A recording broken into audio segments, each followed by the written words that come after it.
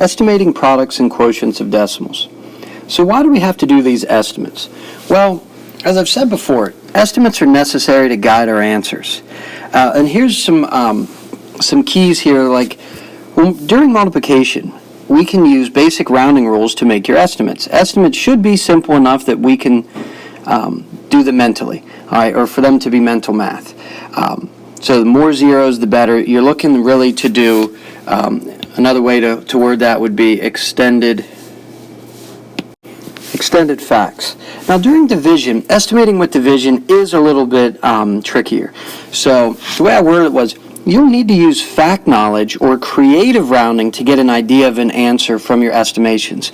So unlike multiplication, where you can just pretty much round it to whatever you need it, with division, kids tend to struggle with making your estimates because you need to know your facts. Again, you want to make them as simple as possible.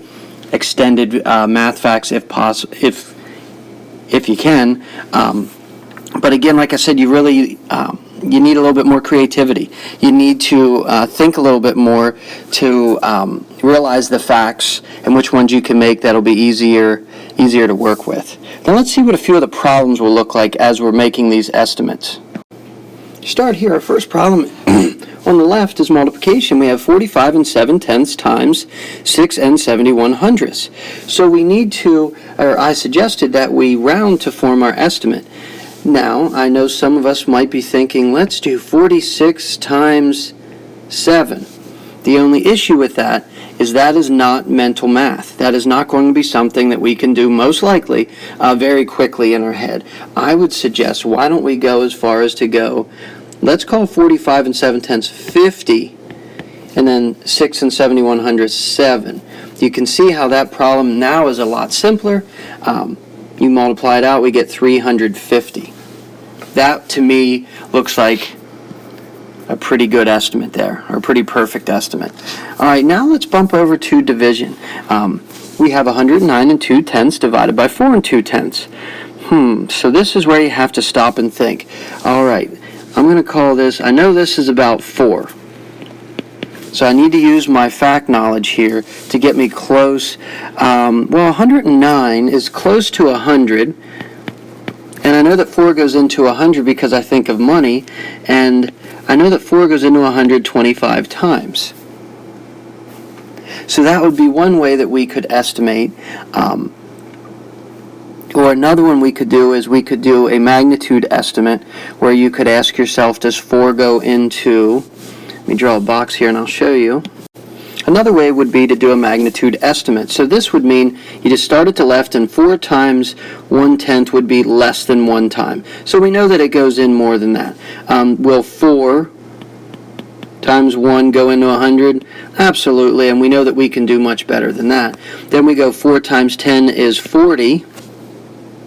So 40 still goes into 100. And then we do 4 times 100 is 400. Now what I see there is, that's too big. We know that 4 won't go in 100 times, so that means that using my magnitude estimate, I know it's going to be somewhere in that tens place.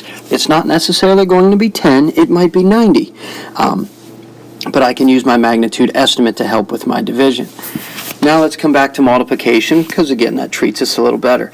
We have 6 and 24/100 times 37 and 2/10.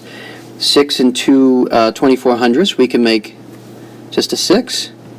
Times, I estimate my 37 and 2/10 to 40. Again, I'm looking for extended math facts, something I can do really quickly. And there you go, we have 240.